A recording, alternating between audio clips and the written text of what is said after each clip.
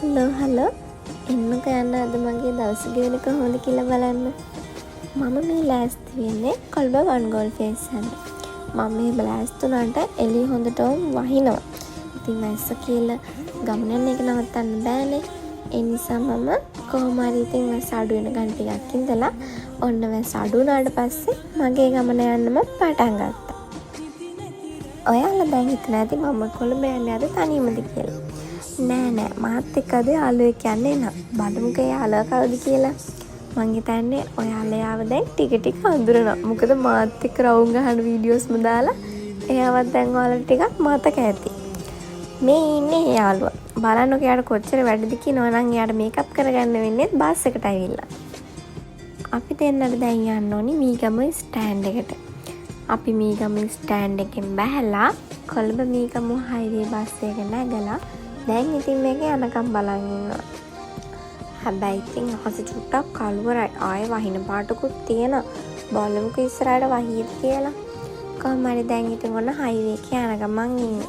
මම මේ වීඩියෝ ගානට මට හරිම නිදිමතයි අප්පා. ඒක නිසා මම ওই වීඩියෝ ක්ලිප් එකෙන් නවත්තලා මම හොඳට නිදාගත්තා. අනේ දෙයනේ මම විනාඩි 20ක් 25ක් හොඳට නිදාගෙන. මම ඩයිටි බස් එක හයිවේ එකෙන් එළියට දාන්නත් ළඟ. මගේ යාළුවාත් ඉතින් එහා පැත්තේ ඉඳන් හොඳට ටිපිටික් කනවා මම බලද්දි මට හැරෙව්වවත් නැහැ. හයිවේ එකෙන් එළියට දාලා විනාඩි 10ක විතර දුරක් යන්න ඕනේ කොළඹ කොටුවට යන්න. ඉතින් දැන් අපි මේ ඉන්නේ කොළඹ කොටුවේ. අපි දැන් බස් එකෙන් බැහැලා වන් ගෝල් ෆේස් එකට යන්න තව බස් එකක යන්න ඕනි කිව්වා. ඉතින් අපි මේ බස් එකෙත් නැගලා කොහොමද දැන් මේ වන් ගෝල් ෆේස් එක ළඟට තමයි මේ යන්නේ. ඒ ආසේ මගේ යාළුවා ටිපිටිප් කාලා මුළු අත් දෙකේම ටිපිටිප් කුඩු ගාගෙන. ඉතින් එයාගේ අත් දෙකත් සෝදලා දැන් ඉතින් අපි මේ යන ගමන් ඉන්නේ වන් ගෝල් ෆේස් එක ඇතුළට. තව දෙයක් කියන්න බැරි වුණානේ. මම යාළුවා විතරක් නෙමෙයි ආවේ. මගේ යාළුවාගේ යාළුවෙකුත් තව ආවා.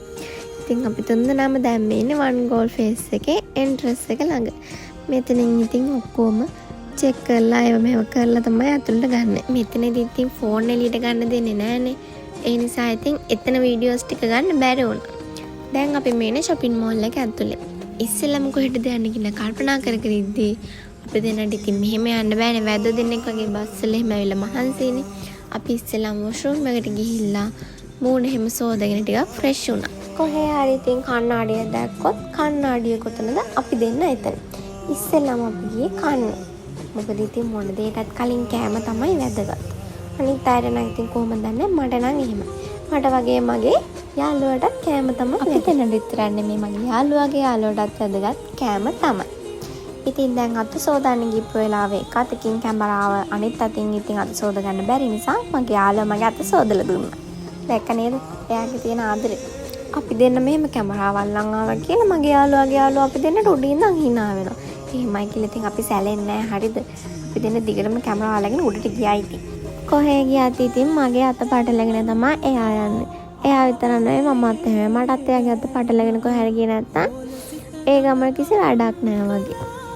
කොහොම හරි ඉතින් අපි අනේ බලන්නකො ඉතන තියෙන සෙල්ලම් බඩු වලට චුටි කාර් ගොඩාක් තිබ්බා. හරිම ලස්සනයි ඒවා. අපි වන් ගෝල් ෆේස් එකෙන් එළියට ආවා.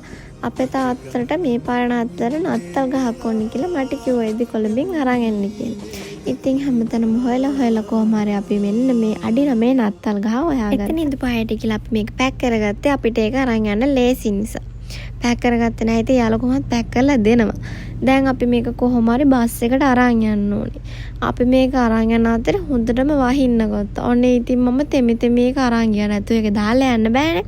කොහොම හරි ඉතින් අපි ඒක ස්ටෑන්ඩ් එකට අරන් ගිහිල්ලා ආයෙත් හයිවේ බස් එකටම නැග්ගා. දැන් ඉතින් ආයෙත් සුපුරුදු පරිදි ගෙදර යන්න තමයි තියෙන්නේ.